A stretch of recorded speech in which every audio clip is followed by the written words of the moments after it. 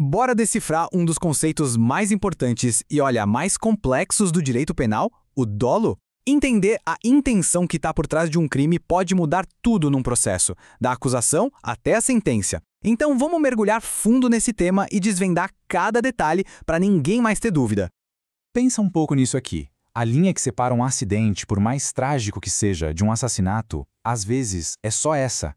É a diferença entre uma atitude imprudente e uma indiferença que mata. E essa fronteira, que é super delicada, mas decisiva, que a gente vai mapear junto agora. Ok. Para a gente entender o dolo na prática, a gente precisa primeiro conhecer as regras do jogo, né? E tudo, absolutamente tudo, começa com as teorias que formam a base, o alicerce de toda essa discussão sobre a intenção no crime. E aqui está o nosso ponto de partida. O nosso Código Penal, de todas as teorias que existem por aí, escolheu se apoiar em só duas. Se a gente dominar essas duas, a gente tem a chave para entender como o Brasil inteiro interpreta o dolo. Todo o resto se constrói a partir daqui. A divisão é bem clara. De um lado, a gente tem a teoria da vontade, que é a base do dolo dieto. É bem simples, o agente quer e vai atrás do resultado. A vontade dele está focada naquilo. Do outro lado, a gente tem a teoria do assentimento, que fundamenta o dolo eventual. Aqui a coisa fica um pouco mais sutil. O agente prevê o que pode acontecer, talvez ele nem queira aquilo, mas ele assume o risco. É o famoso dane-se. E aqui, ó, atenção total. Esse é o tipo de detalhe que derruba muita gente em concurso, em prova da OAB. As bancas adoram dizer que a teoria da representação gera dolo eventual. Tá errado. Essa teoria é a base da culpa consciente. Para revisar com segurança, é só lembrar, no dolo eventual, o agente aceita o risco. Na culpa consciente, ele acredita de verdade que o resultado ruim não vai acontecer. Beleza, já entendemos as teorias principais, mas a análise vai mais fundo. Vamos avançar um pouco para ver como até o dolo direto, que parece ser a intenção mais óbvia, tem seus próprios níveis de complexidade. Esse aqui é o mais tranquilo de entender. Dolo direto de primeiro grau é o alvo, é o porquê da ação. É aquele resultado que o agente queria mais que tudo, o objetivo principal dele, sem mistério. Agora o dolo direto de segundo grau. A palavra-chave aqui, o ponto que a gente não pode esquecer de jeito nenhum, é inevitável. Não é sobre um risco que talvez aconteça. É sobre uma consequência que o agente tem certeza absoluta que vai acontecer para que ele consiga o que quer. É um dano colateral certo e sabido. E para ilustrar essa diferença de um jeito que fica impossível de esquecer, nada melhor do que o exemplo mais famoso dos manuais de direito penal. Ele deixa essa distinção entre os graus de dolo, nossa, cristalina.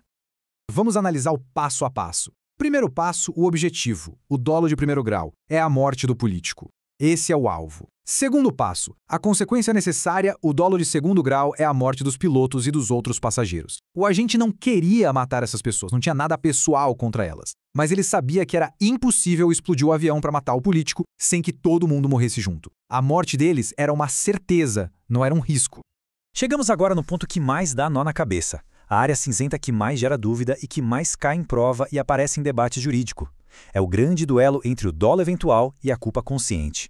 A linha que separa os dois é finíssima, e é ela que a gente vai dissecar agora.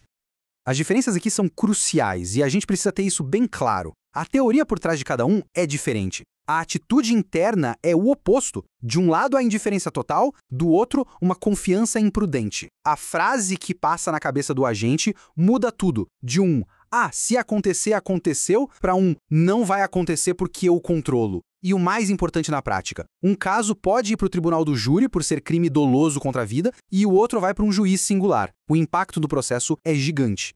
Vamos tentar entrar na cabeça de quem age com dolo eventual. É a mentalidade da indiferença. A pessoa vê o perigo, ela entende a possibilidade real de um resultado trágico, mas ela segue em frente. O sentimento é de que se dane, de assumir o risco e aceitar qualquer consequência que vier.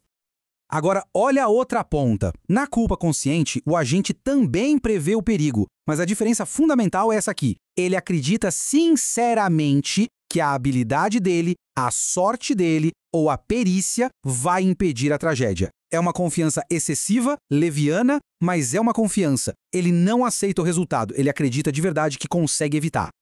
Tá, a teoria tá clara. Mas e na vida real? Nos tribunais brasileiros, como é que isso funciona? Vamos dar uma olhada no que o STF e o STJ têm a dizer sobre isso, principalmente nos casos polêmicos de crimes de trânsito.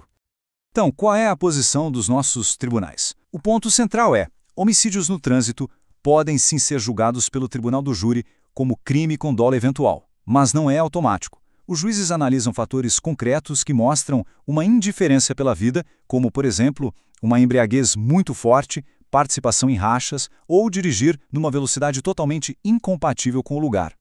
Isso nos leva a um conceito muito prático que a jurisprudência do STJ criou, o tal combo do dolo eventual. Dificilmente um único fator isolado, tipo só embriaguez, vai ser suficiente. O que os tribunais procuram é uma soma de atitudes perigosas que, juntas, pintam o quadro da indiferença. A pessoa bebeu muito, correu em alta velocidade e ainda fez uma ultrapassagem proibida, por exemplo.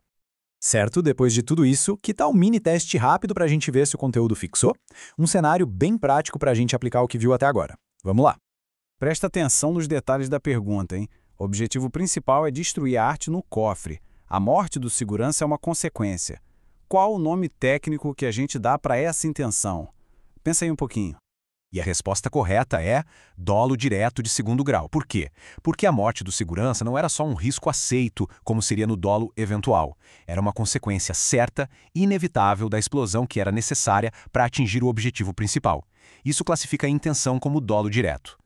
E para a gente fechar com chave de ouro e garantir que essa revisão fique segura na memória, vamos para um resumo super rápido, direto ao ponto. Vamos lá, para fixar de uma vez por todas. Se o agente quer o resultado, é dolo direto de primeiro grau. Se o resultado é um efeito colateral inevitável, dolo direto de segundo grau. Se ele não quer, mas aceita o risco, é dolo eventual. E se ele prevê o que pode acontecer, mas acredita sinceramente que vai evitar, é culpa consciente. Simples assim. E isso nos leva à reflexão final. Na teoria, as caixinhas parecem bem definidas, né? Mas na prática, num julgamento de verdade, com o destino de uma pessoa em jogo, como é que um juiz ou um corpo de jurados pode ter certeza absoluta de onde termina a confiança imprudente e onde começa a fria indiferença? Essa é a pergunta de milhões que define o que é justiça em inúmeros casos. Fica aí a reflexão. Até a próxima análise.